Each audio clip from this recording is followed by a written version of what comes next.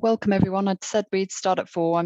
I know this is kind of the end of the day slots for most of you being in school. So thanks very much for joining us on this sunny afternoon. Yeah, I just want to quickly introduce myself. We've still got people coming into the webinar, so you will notice that you're all on mute currently. We won't be able to see you, but please just put in comments and questions in the chat, and feel free to interact as we go along. That would be great. I'm Heather Hadfield. I'm the consortium manager at South East Grid for Learning. And this session about anti-racism in the curriculum is the first webinar in a series of 5 sessions that we're doing with GEC. So that's the Global Equality Collective around inclusion, diversity and equality. These sessions have been sponsored by South East Grid for Learning to support schools and education partners across our region. I know quite a lot of you are coming from schools or local authority partners. Some of you are working in charities. It would be really great for us if possible, if you could possibly put your name and role in the chat. Only if you're happy to do so, then it just gives us a flavour of who's on the line today. That'd be really, really good. Thank you. Today, this afternoon session will focus on why in most schools the curriculum is not wholly inclusive and does not embrace cultural or racial diversity. And then hopefully by the end of the session, you'll feel more equipped to go back to your schools or your setting and start to address this. For today's session, I'm really delighted to have 2 speakers who are bringing a wealth of knowledge and experience, both from a teaching perspective, but also through their passion in this area. So first off, I will shortly be handing over to Nick. Nick Ponsford is the co-founder of GEC. She also is the co-founder of Techno Teachers. She's an award-winning advanced skills teacher and an author. She's pretty much superwoman in my eyes. In a moment, Nick will give us an introduction to GEC and how they're leading nationally on trying to address inclusion, diversity and equality, not just in schools, but also in the workplace. And then Michaela Lawson will come on and she's going to do a presentation and answer any questions that come out from this session. Michaela is a primary school teacher. She's also a member of GC Collective, and she's the founder of the Prosperity Project, which started in 2020. And one of the key aims of the Prosperity Project is to increase racial literacy of teachers in the UK. Michaela is going to show, obviously through her presentation, how you can be aware of the issues that are going on within the curriculum and then take that back to your settings and take it forward. If any of you want to delve deeper into what we're talking about today, or if you're attending any of the other webinars, please feel free to either contact myself or go through Nick through GC, and we can obviously make connections to Michaela and any of the other speakers that are going to be talking on these on the topics through the webinar series. That would be great. We're going to set aside about 15 minutes, hopefully, for Q&As, depending on timings. So please feel free to put any questions in the chat that, as you go along, that pop into your head, or if you want to save it till the end, that'd be great. We're recording this session, so hopefully that's okay with everyone, but obviously we're not showing any video from participants, attendees side, so hopefully that's okay with everybody. So I am going to now hand over to Nick. Hi, thanks Heather, that was a lovely introduction. So my name is Nick Ponsford. I am the co-founder of the GEC, and I will just get up my presentation. Just one moment.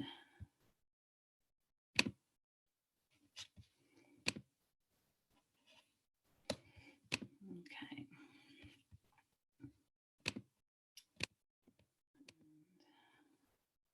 I'll start presenting.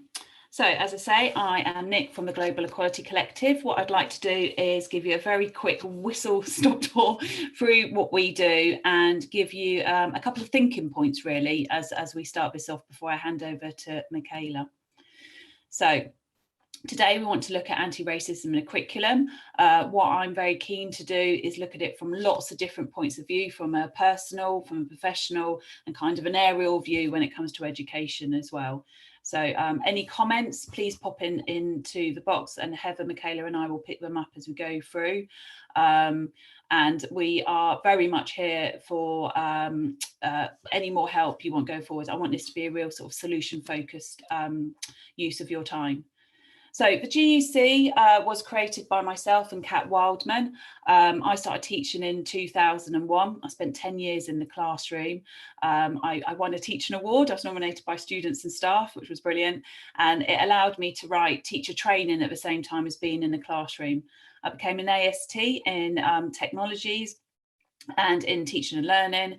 And it allowed me to then work from early years through to post 16.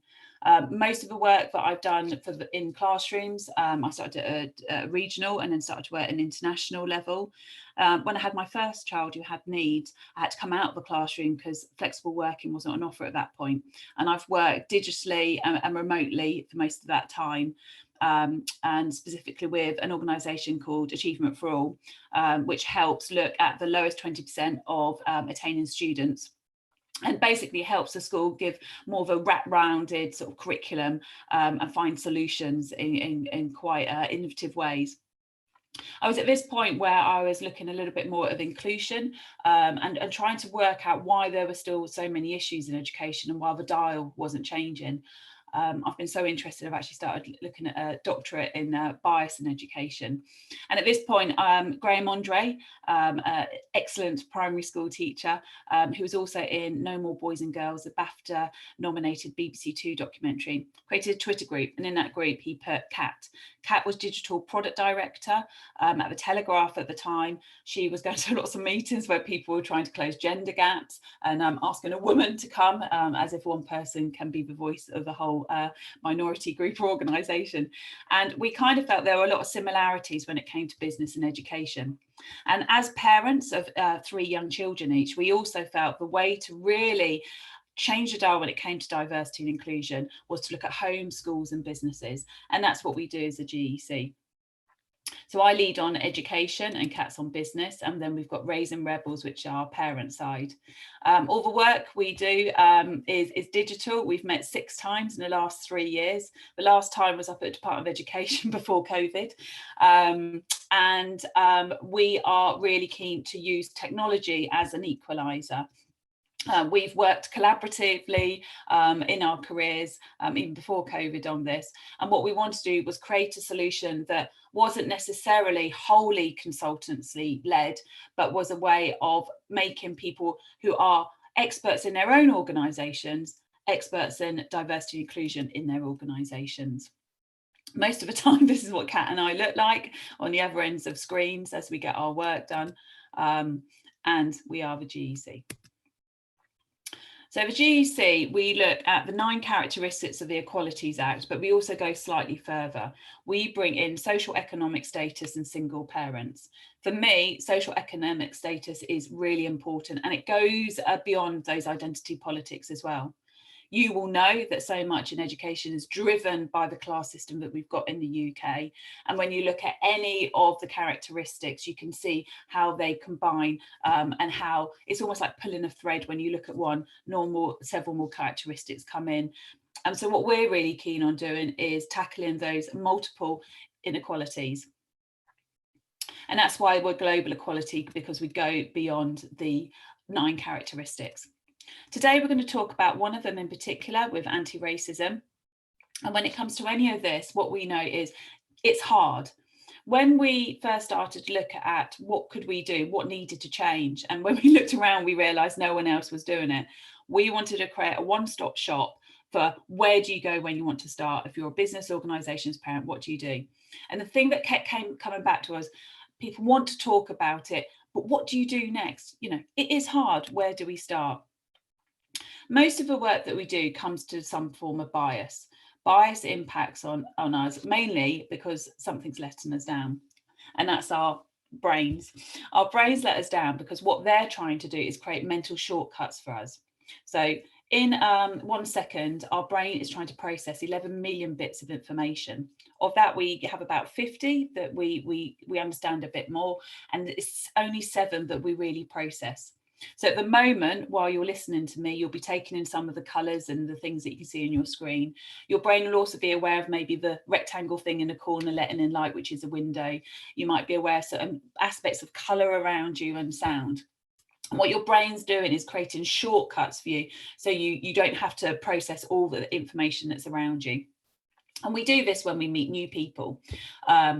What we do is we kind of look at what information we've already got, we think about our lived experiences, we have our mindset, and we make those shortcuts on what we expect to happen, what we expect to see, and we kind of take it from there. And what happens is the everyday big little things. The everyday big little things, I think, are the hurdles that we face through, the kind of innocent remarks that we might get, boys will be boys, or they can't do that, or even I can't do that. And what we're trying to do is dismantle those things. Our hashtag is smashing stereotypes, and that's what we're aiming to do. And when it comes to one of the characteristics like anti-racism, we see it as a kaplunk model, as I call it, which is a bit of my love of vintage games. But also there are so many straws and marbles. There's so many reasons that there's issues, and I'm sure Michaela will highlight a few in a moment, that sometimes we feel if we're going to pull one, the whole thing's going to come crashing down. So what the GEC do, we basically go to all the organisations. We don't just take one group when it comes to anti-racism, we speak to lots. So in this session, we're talking to Michaela from Prosperity Project Back Curriculum. In the next one, we'll be talking to Cheryl about Abled, who are looking at bringing more Black leaders into the leadership space in schools, in the operations teams. And we know as a GEC that even with one minority group or one organisation, there are a range of viewpoints. So if you take feminism, for example, there's lots of contradictory stances around sex and gender and trans identities within feminism. And we know that this happens with all the groups. And so what we do is we talk to as many people as we can with that lived experience, who have an authentic understanding of what's going on, and we learn. So we break it all down and then we put it back together so everyone else can learn. So if we take one aspect of the curriculum like PE, looking at the information from Sport England, this has been a report based on the last year with COVID.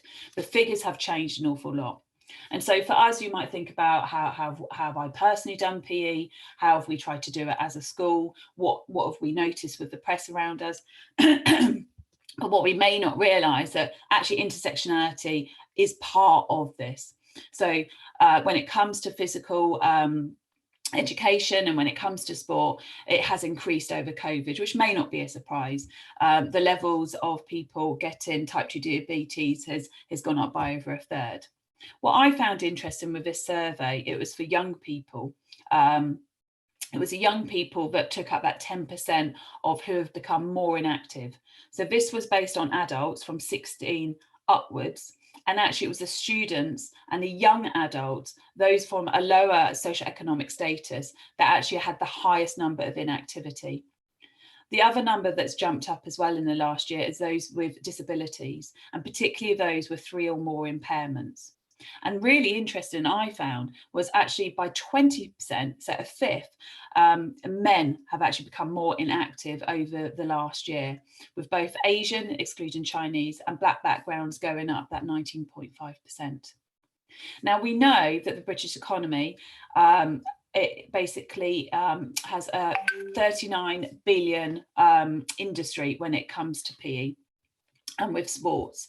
So not only does this impact on physical and health and well-being, but actually with the career paths of our students as well. And when we look at something like PE and we think about it in terms of anti-racism, and you think about the students that you've got, it's worthwhile considering your presentation of a subject in 2021.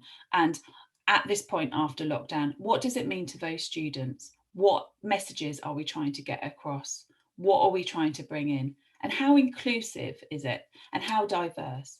What are the messages students getting around anti-racism when it comes to physical activity? Who are the role models in your school? So it's worthwhile just taking a moment to think about the straws and marbles when it comes to your curriculum areas and what you can do to put it together to make it diverse and inclusive.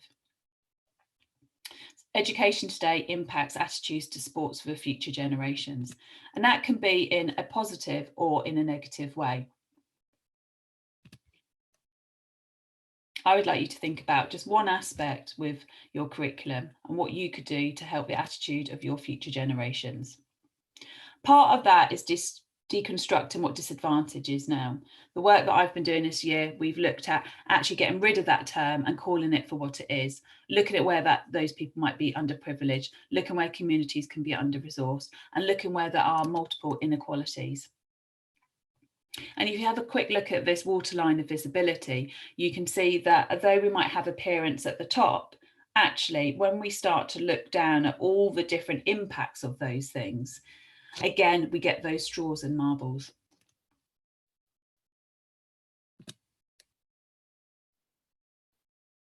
What I'd like you to do as part of this is think about what is visible in your setting or across your region, and actually what are all those underlying little straws and marbles. As I've said, we really believe that the lived experience should be heard and respected, and that's what we do. We can bring those voices to you, and I'll be passing over to Michaela very shortly. And so while we're talking to you today, I want you to think about not only the things that you're getting wrong, where you might find you've got gaps, but what you are doing well, and use that as your best practice to go ahead. So when we encounter stereotypes, our brain helps us to feel safe. And so what it does, it gives us assumptions and expectations of what we would expect to happen with different groups of people. And then we approve or disprove them through our conversations and our experiences. So again, as Michaela will be talking and you're starting to think about this, what do you assume when it comes to anti-racism? What are your expectations? And what do you think your brain is approving or disproving in terms of your own bias? When we look at anti-racism, we look, as well as the diversity aspect, we look at the inclusion. So one of our collective members is Think Equal, and in Think Equal, what they do is they work with early years settings and early years practitioners, and they look at how, instead of there being a difference with the colour of skin, how a skin and appearance can all be different shades of brown and how that makes us all the same. Again, for straws and marbles. So how might that work? So let's talk about a few solutions quickly. So the global equality, as I've said, we've got now over 350 subject matter experts across schools, homes and businesses. We're the biggest diversity collective in the UK, and there's a few of our familiar faces. The next session will be for abled. We're actually working with the Institute of School Business Leaders. We're going to be offering a pilot to 50 schools nationally to help work with this. But if you're interested in that, please let us know too. And we are just about to hear from Michaela. Having lived experiences and lots of different views helps us learn. And so I'm really proud of our new GEC advisory board that we have. Our online communities at the moment are over 15,000. We are across all the different platforms for businesses, education and for parents. And our communities help us really input into what we can offer. So all our work for parents and a lot of our resources that we have outside of the app, we offer for free. We have the largest collection of books out there, of 400 books with diversity and inclusion, which was sourced by our community. We also have Smashing Stereotypes, which is our voice for young people, where they produce their own materials to be role models. And we're just launching GEC CPD. This is available to all individuals and it starts at £3 a month, bringing our collective to you with our GEC book club and webinars. Our big solution that we've got is the GEC app. I'm going to go through this very quickly, but if you'd like more information, please let us know. The GEC app has very quick steps. The first step is for organisations to do, that's called the self-assessment. Our second step is the staff assessment, so it gives you a complete 360 on all your DEI gaps and where you're at with things. You have one dashboard. On your dashboard, it makes it easy to see everything that's going on. When you've done your self-assessment, you then get launched with a magic link for all your staff. That's a yellow box, and you get your mark to show off how well you're doing with things and how committed you are. You have a thermometer guide of where your engagement is with your staff while they do their assessments, and you can close that gap yourself. If you do well, you could get a merit or a distinction badge, and you're all signposted then to our e-learning hub. The e-learning hub at the moment has 35 different e-learning modules. We have an introduction to anti-racism, we have how to hold and receive conversations, and lots of different things in between, and you'll find more information on the website. Our anti-racism in the curriculum brings together people from our collective, lots of reflective activities for you as a setting to make this work. And we've got coming soon, women's health, men's health, Gypsy Roma travellers, and the diversity in neurodiversity. All those e-learning modules we hope to be in before September. And the GEC app is working well. We can talk you through it, but this is a quote from someone who just got it through the website. You can just go and get it as a standalone. I'll give you a few seconds to have a look at that.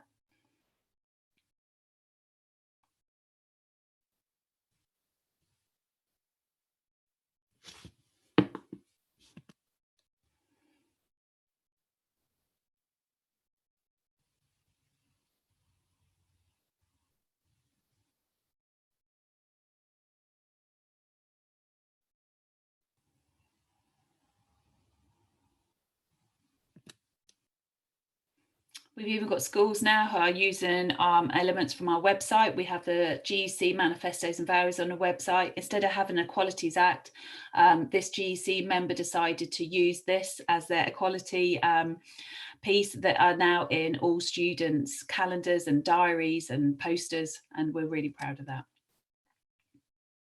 We also have whole local authorities and trusts who have dived in. This is from CEO Paul Stone, or his 13 primary schools came on last week.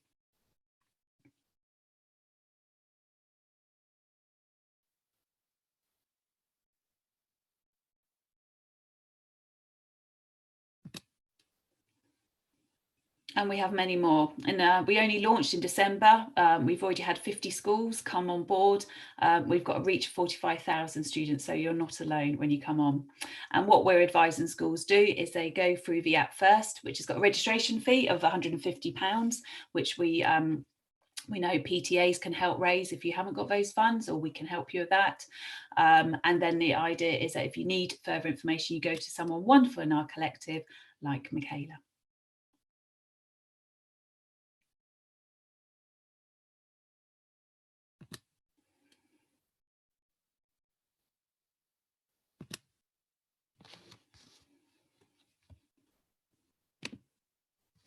So on that note, I'm going to stop talking. I hope you heard enough of me, and pass you over to Michaela, who's going to give you some guidance and ideas when it comes to anti-racism in the curriculum. Thanks, Michaela. Hi everyone, thank you for that wonderful introduction. I'm really pleased to be here with you all today and to talk with you about anti-racism in the curriculum. So my name is Michaela Lawson, as we've kind of said. I'm founder of the Prosperity Project. You can find us online. We often put out kind of relevant materials and things that can help you on your journey in terms of anti-racism in the curriculum. So let's dive straight in. Why anti-racism, right? So the first question, that is a really important question. We know that racism exists, being part of this call, I'm sure kind of all here as allies. So we do understand that racism is a significant issue in British society. And so we have to consider that who is in our schools.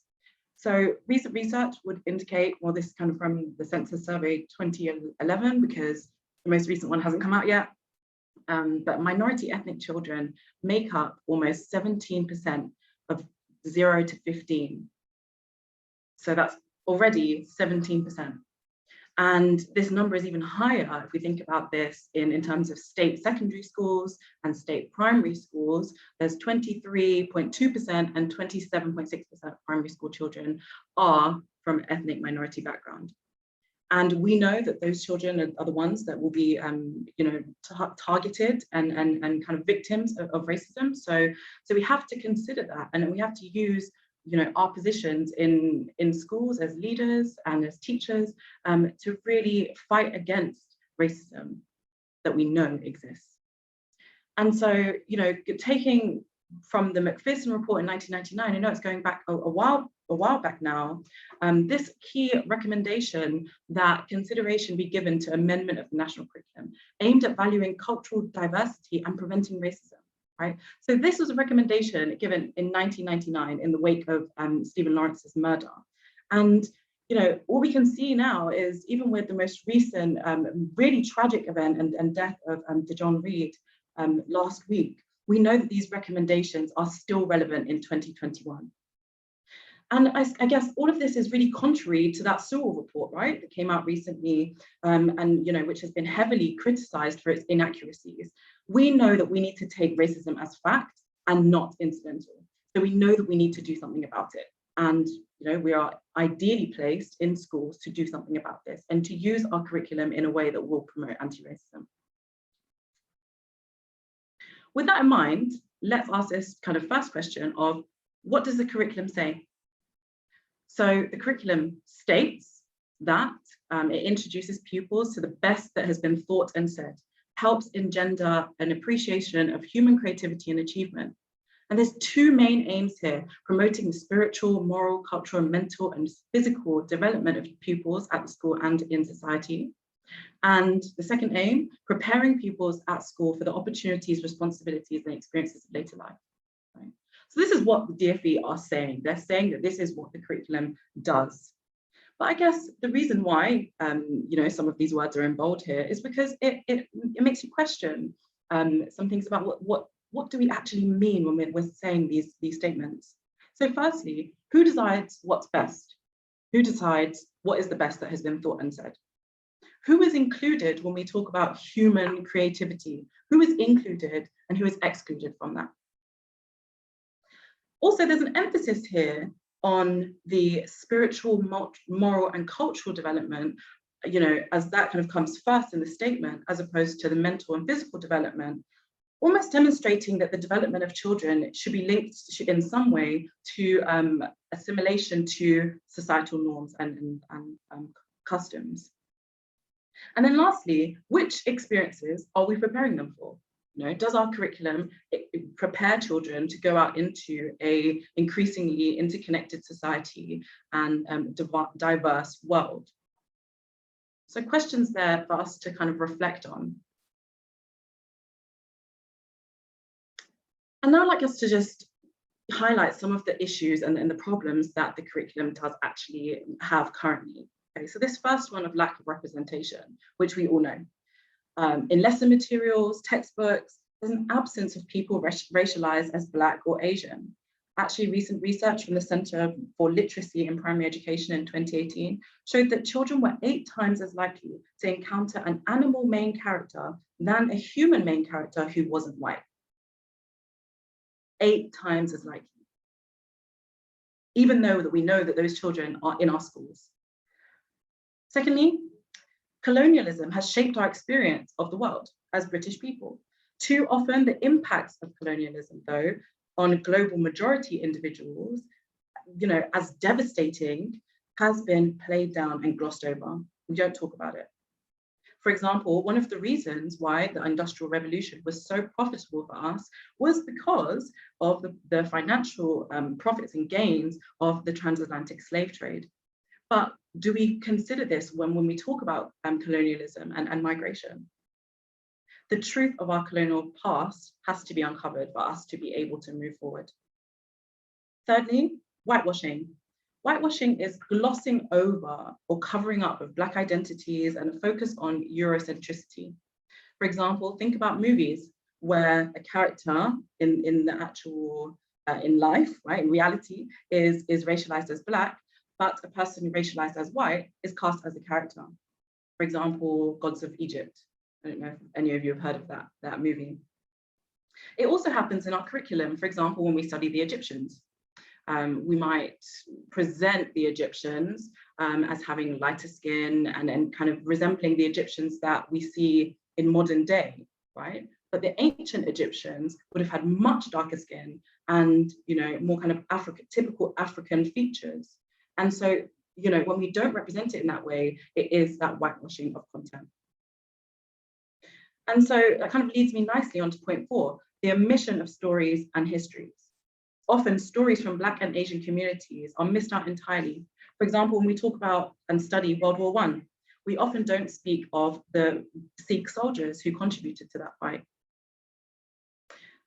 Problem number 5, the fact that the curriculum rests so heavily on British values and actually takes the assumption that Britishness equals whiteness. The problem with this is that those same British values have increased hostility towards communities perceived as other. And that's what we can see in data with respect to prevent referrals. And then lastly, Black history, if it is included, often is included either as Black History Month, which, you know, people have lots of thoughts about that, or it's included, but the main topic is about the transatlantic slave trade, slavery generally. And this kind of results in lessons where teachers are asking students to reenact slave auctions and, you know, what it was like living on the plantations as a slave, in an attempt to kind of encourage that empathy.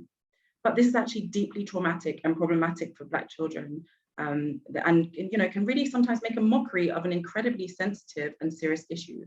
And I kind of speak from personal experience when I'm talking about this.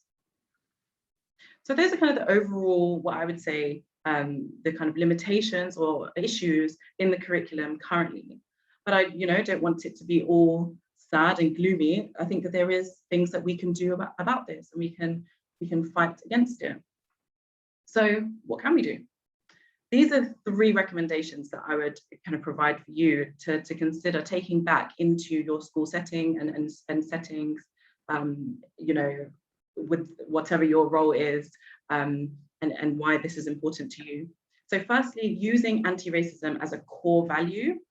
So underpinning the work that you're doing in the school, really using that as the driving force for the decisions that you make, all coming out of that core value of anti-racism.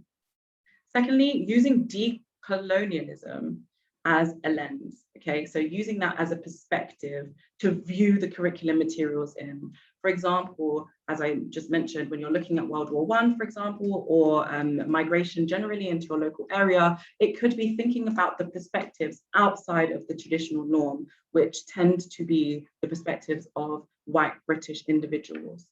So using the lenses, the perspectives, the histories of other people with other identities to kind of drive that curriculum work. And then also underpinning your curriculum work with racial literacy work, okay? So it's kind of not just enough to think about anti-racism, and, you know, we can talk about it as allies and understand that it's really significant and something that we really need to push. But if people don't, and teachers don't have the racial literacy to be able to deliver this content and to run these lessons, then it's almost destined to fail. So those are the 3 kind of recommendations that I would really suggest that you take back into your own context. And so I've kind of hinted at this, I guess, so far, but there will be some barriers to the success of this, and including anti-racism in the curriculum. The first one, I would say, is teachers' pedagogical knowledge and understanding. So I've got a quote here.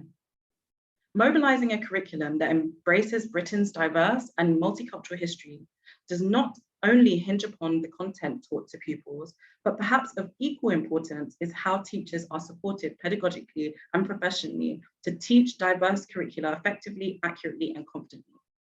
We have to equip teachers with the pedagogical knowledge to be able to actually have those difficult conversations that we know can be so kind of anxiety producing for teachers and you know, any of us. The second point, that racial literacy is really, really crucial. The ability to teach a diverse range of pupils is not the same, is not equal to being able to teach competently about cultural diversity or diverse histories to a high standard. The next kind of barrier that teachers also learn from colonial textbooks, right? We all went to school. And so the information presented often for us has been limited and in kind of its perspective and its lens, right? We've been given that information too. So in that way, we have to support teachers to also get the correct knowledge and the kind of more accurate understanding of core themes, for example, colonialism. Number 4, there's not many actual resources out there online to support this knowledge, right? When we think about websites such as TES, that many teachers like myself use often, some of these stories and these histories are not included as part of the narrative. And so it's not as easy to find a lesson on Sikh soldiers, for example, as it is to talk about any other aspect of a world war. The next one being exam board restrictions. So particularly this matters at Key Stage 4. There are some restrictions in some subjects. For example, you might be dictated which core English text that you might have to study. However, there is a solution to that also, which I'll share with you in a second. And then the last kind of barrier is about talking about anti-racism in schools curriculum is really, really important, but it also requires good policies to complement them. So a good, strong anti-racism policy so that children understand the importance and see action being taken when there are racist incidents and seeing that we are talking about racism more broadly than just in the curriculum. So it's interesting here when I think about how do we solve these barriers, right? And actually realizing that most of the barriers are coming from teachers' understanding and teachers' knowledge. And therefore, in that way, quite a lot of the solution is going to be around CPD. It's going to be about increasing teachers' knowledge and teachers' understanding. Sometimes also resources. So providing resources from textbooks that we can trust and that we kind of believe are more accurate. We've kind of critically assessed the sources in those textbooks, providing those as resources for teachers and also students to learn.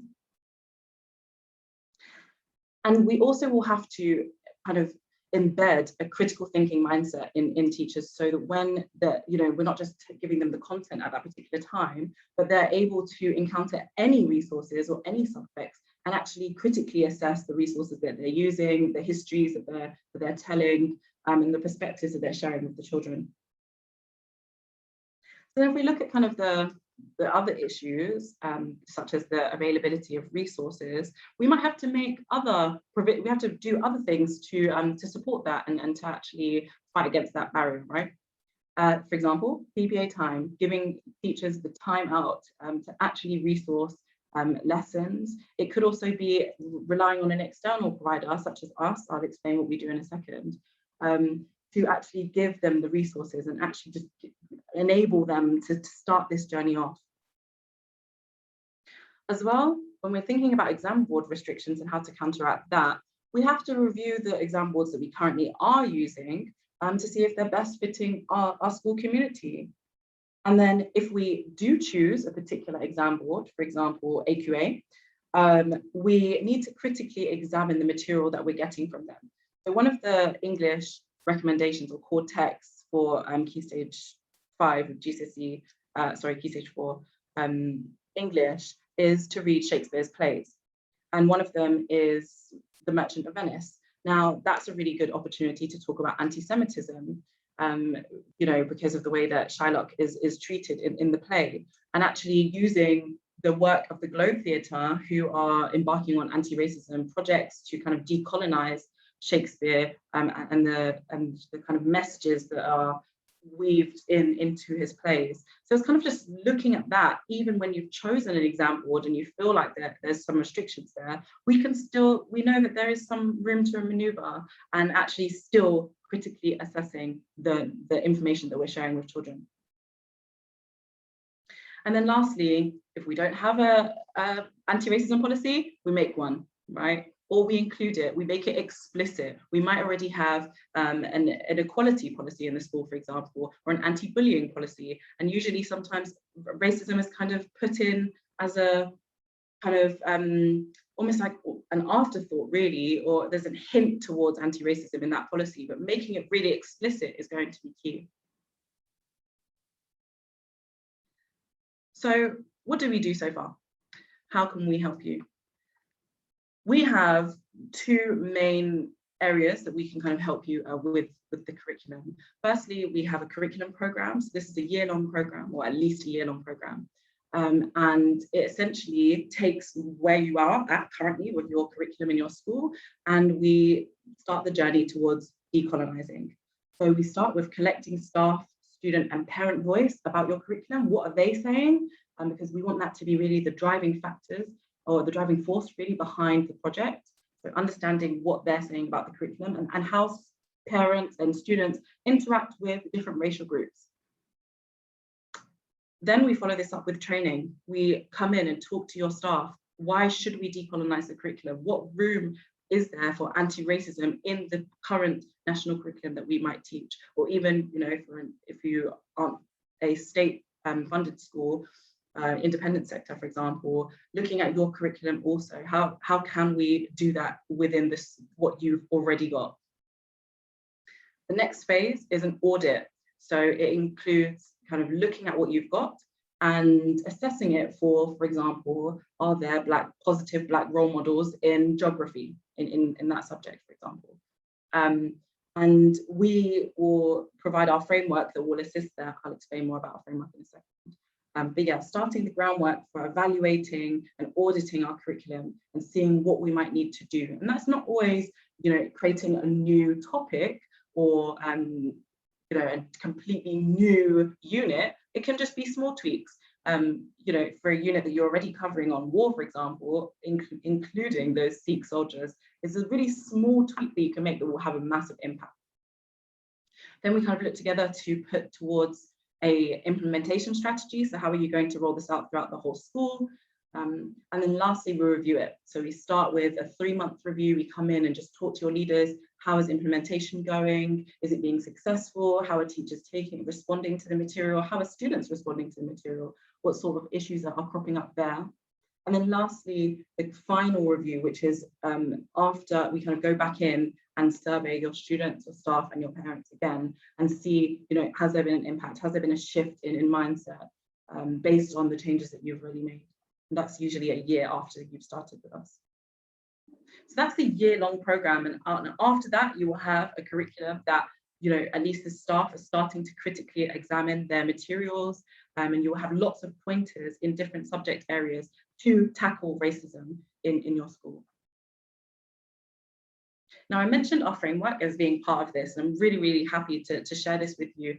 I think one of the biggest barriers, what we were just explaining before, is that resources, is the fact that, you know, teachers don't know where to start. We don't know what we don't know, right? So what we have as a framework is Key Stage 1, 2, and 3, and it has every subject, so every school subject, history, maths, science, art, etc. And it has content ideas. So ideas for what you can do based on the national curriculum. So we'll take an objective, an actual national curriculum objective, and we will say, okay, if you're studying this particular objective, this is what you could do. And it has 3 main strands, the things that we think are really important. Firstly, decolonizing. So what we mean by that is kind of just getting to the truth at some of our history, and we know that sometimes it's been misinterpreted or some people have been left out of that. So that's what we mean by decolonizing. An example for that from Key Stage 2 maths, the objective is to write numbers up to 1,000 in numerals and words. And so sharing with the children, for example, that our numbers originate from Hindu Arabic numerals from India from the 6th or 7th century. Now, if I was a child and I'm actually from India, for example, I'm going to feel so empowered in that lesson and feel that you've kind of taken the time out to share a bit about my history and include me in there. And actually, even if we don't have Indian children in that room, they're going to learn something more about that particular community. And we know that they're going to go out into the world and interact with people that might not be from their community. How much more, you know, prepared can we make them for that experience? And then the second kind of strand is challenging stereotypes. So one kind of key part of anti-racist work is that challenging stereotypes that Nick has kind of shared with us earlier, that they're doing in the GEC also. So this example is taken from Key Stage 1 science, and the objective is to identify and name a variety of plants and animals in their habitats. So one way that you could kind of bring this work in is by debunking the myth Africa is a safari, or that's the image that we have in our head when we think about Africa. And we can do that by sharing interesting animals that we probably wouldn't expect in a safari, right? And sharing the diversity of different habitats in that one continent. So for example, penguins in South Africa, I didn't even know about, only just discovered recently. So an opportunity there to debunk a stereotype about people from the African continent. And then lastly, amplifying voices. So we think it's really, really important that some people that have been left out of the curriculum and are often hidden and not seen are kind of brought back in. And so that's what we mean by amplifying voices. It's putting those people center stage and focusing on them. So this is an example from Key Stage 3 Modern Foreign Languages. The objective is to read literary texts in the language, such as stories, songs, and poems. And here we've got, if you were doing French, you could study Francophone authors, for example, Alain Mabankou from the Congo, one of that region's most prolific writers. So these are kind of just the ideas for someone, a teacher coming in, as that, for example, you might be a biology teacher, you're thinking, how do I approach anti-racism in the curriculum? We've given you the ideas. We've got the pointers to help you to do that. So I've got some key takeaways here before we kind of delve into any questions and things like that. So firstly, I just want us to remember that we must weave anti-racism into the curriculum that currently doesn't actively and explicitly work towards this, doesn't currently do that. We have to do that, okay? And we can do that. We can do it in 3 main ways: using anti-racism as a core value, using decolonization as a lens to see the material through, and developing racial literacy in teachers. So those are really my 3 recommendations for what we need to do. That we know that there are barriers to successful implementation, mostly teacher knowledge and resources, but outsource help from third parties like the GEC, for example, where needed.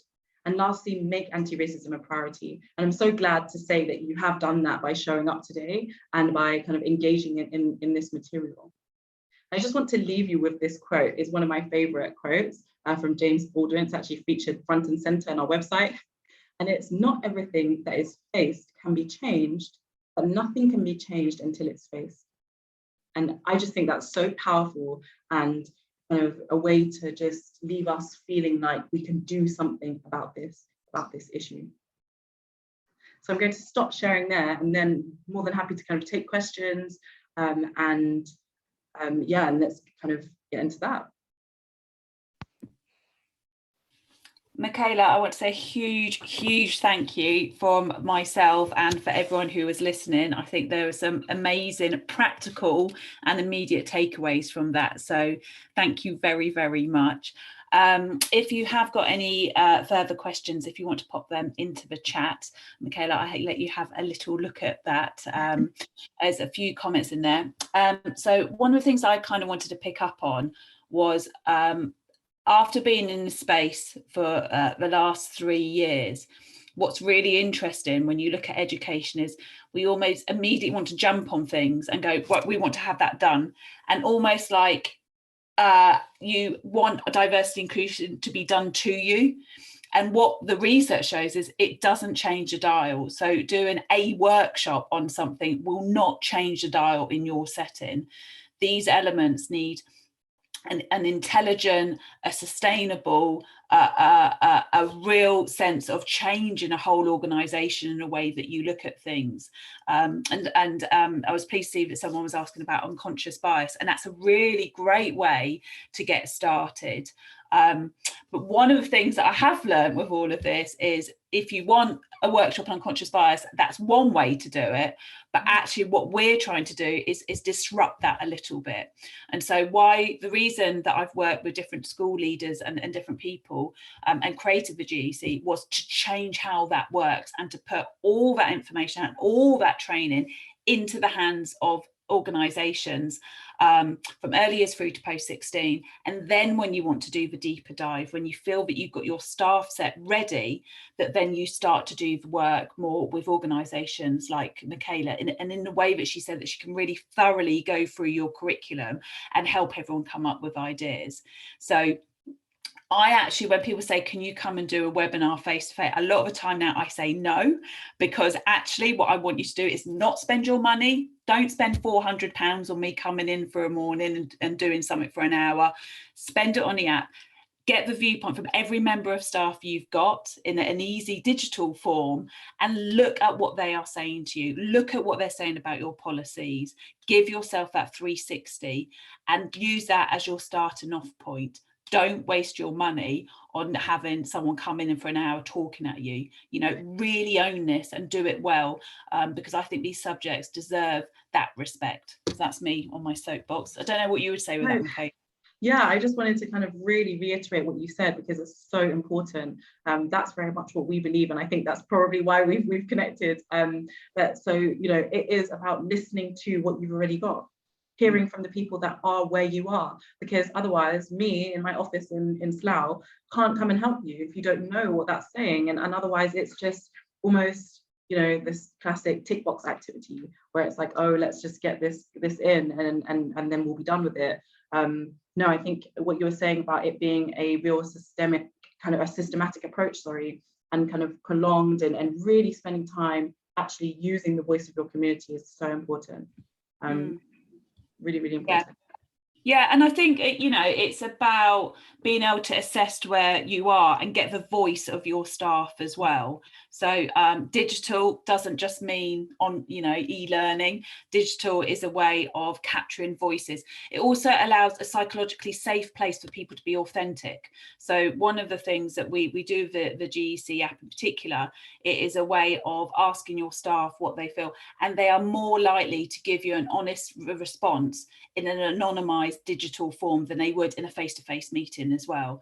So when you are looking at these elements, it's like taking any of the diversity and inclusion where people can take offence, where it is traumatic to go through those details, through that history, that actually you need to be providing that, you know, that's psychologically safe environment for people to do it, not kind of like a hands up at briefing or a meeting around SLT, because people won't actually tell you all of those reasons. We have schools where people won't identify when it comes to race or sexuality because they don't want to give that information to others, but they will do it in a digital way because they feel that they're protected in that. So, you know, those things are kind of worth doing. We of course can help, and if you want a workshop face to face, we can do that, and we can signpost you to people in the collective.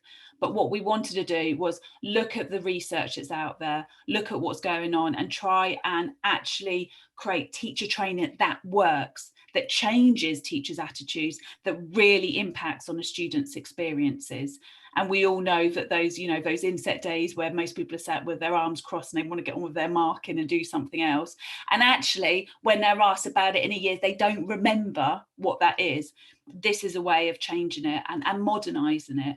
And the route we do is the same that we do for business leaders as well. And that's what it works, the psychology behind it works, and it allows that real systemic change to make a difference. And I think when it comes to the topic of anti-racism, people want to get it right. There are a lot of sensitivities around it from those in those communities and from allies as well. And if you want to do it, I think you have to give it the respect that it deserves too. I really liked how you were talking about tweaking what you've already got, because I think then there's sometimes when it comes to anti-racism, people are like, oh, well, we can't do that because it's awful and it looks bad. But actually there is a bit where you have to acknowledge why that is there in that time and place and why that is not appropriate now. Would you agree with that, Michaela? Absolutely. I mean, I think it can't just be that you're never going to get buy-in from teachers who have spent years putting together topic material, for example, right? But telling them to change their entire curriculum, and then also not just telling them to change it, but telling them to include things that are really sensitive and really difficult to talk about. You know, that's going to be an impossible journey. And actually, who's benefiting from that? No one. No.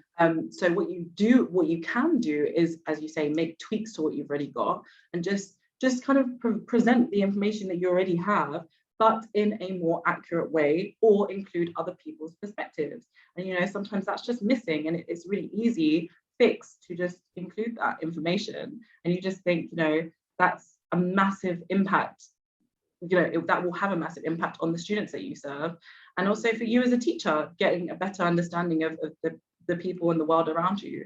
I think that's so important. Absolutely. And I really liked when you were saying about, not just catering to maybe the students who have different races and heritage in your classroom as well, but outside of that, because actually you don't always know who else is in that child's family. And I think that, we hear back from schools who say, we've gone around and actually we found out that someone's grandmother was from here, or their cousins from there, or their stepsisters from there, or their mums from there. And actually, that's why it's really important to kind of break those down. I mean, I have seen the penguins in South Africa as well, so I'm quite pleased that I've seen that. But breaking down those stereotypes, and that takes time, doesn't it? But you would research as a teacher in your unit anyway, wouldn't you? So it's not really that different, I would say. That's the thing. It's just like, I think it's sometimes just connecting the dots. It's like, you've already got it there, just match it up. And as you say, even if you are in a community, in a school community who, where there's not a lot of Black or Asian or minority ethnic children there, we have to think about, why are we doing this? What is the intention of our curriculum? Our intention is that we're going to give children knowledge and skills so that they're able to navigate the world, right? And we know what the world looks like now. It's very connected, it's very diverse. And so it doesn't matter if you're in a small little village school and there's no people that are actually from those different communities, because children will interact with them. They will even see things on the news recently. They were on the radio, they'll very openly talk about George Floyd's murder, for example, and they'll talk about the impact of race and racism. And it's just, if we're not having those conversations, just because we think, oh, that particular child doesn't have that identity, it doesn't make sense. It's not preparing them adequately to be able to talk about this material and to be able to interact with people, work with people in the future, because that is the goal. That's why we want to teach children, right? Absolutely. And I think there is sometimes, we have schools saying to us, well, we're all white, and either we don't need to do diversity inclusion because we're all white, or they say, we're all white, so we don't really know what to do. And I think that's where it's helpful that if you don't have someone in your own school community that can help with those voices and who have that knowledge, why it is important to reach out to organisations like yourself who know how to get it right and can kind of help people see what they can't see as well. So do you find that there's a mixture of schools that come to you for help? I would say so. I think it's just always very interesting, because particularly when I spoke about the curriculum programme, and one of those key elements at the start being gathering that student voice and hearing from students and hearing from parents, I do get staff members and senior leaders who might be in an area where it's predominantly white individuals and pupils and parents, and then they're quite eager to just kind of skip past that and say, well, actually we don't have any of these individuals, so if you're asking me questions about, do I see Black people in the curriculum, they're not going to understand it, or they're not going to be able to relate to it. And I just think that just kind of misses the point. It's, as we've kind of said, we have to include those voices because they are important too. And including, for example, right, the whole topic of including Black history as our history. It is our history, right? And so it's not only Black pupils that should benefit from that, and it's not only Black pupils that we should hear from in the curriculum, and that's really what I say to them in that context. So now I guess it's much more broad. There's kind of schools in lots of different communities that are actually really passionate about this and want to do something. Even speaking to one in Sheffield actually the other day, and they were so keen because it's such a small community and it's so insular, and they're just like, we know what these children are going to face out in the world and what they're going to hear. So we have to be, we're positioned as educators to be able to be part of that narrative and to support them with that. So why wouldn't we do it? No, I absolutely agree, and I'm very much all for global equality for global citizens as well, because if COVID has taught us nothing else, it's the need for us to collaborate and understand what's going on around the world and how we, encourage our students to do that. And the first step in doing that is by educating our educators to do it properly. So I just want to say thank you for your time and what you've said. Is there anything you want to add, Michaela? Not really. I just wanted to say again, I just feel very privileged to be part of this conversation, because it's quite clear that people do want to do something, and it's sometimes just not knowing how. And so yeah, thank you all for kind of your time as well, and for listening to us. Yeah, absolutely. And yeah, an absolutely huge thanks for taking the time out of your very busy day after a very speedy half term that's just gone by, and for showing your interest for yourself and for your students as well. Heather, over to you. Thanks, Nick. Thanks, Michaela. That was amazing. And hopefully you all found that really interesting. Please put in comments in the box. There's some lovely comments coming in. Thank you for hanging on. I know 5 o'clock's come round, so we'll let you go for your cups of tea.